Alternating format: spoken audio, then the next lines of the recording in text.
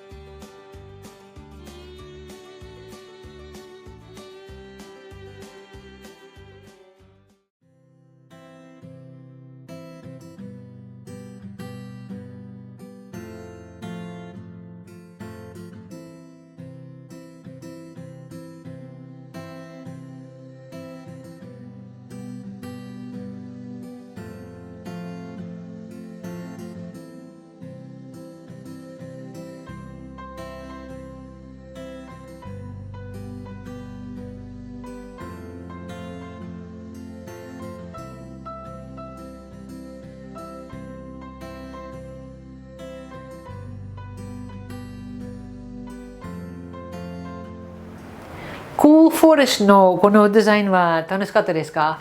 じゃあ自分のもなんとか作ってくださいね。気持ちもすごいクールダウンでクールフォレストで歩く、そうするといい気持ち。じゃあリラックス、smile and enjoy the flower power wave. Please give me a like on YouTube channel to the Lou from Atelier.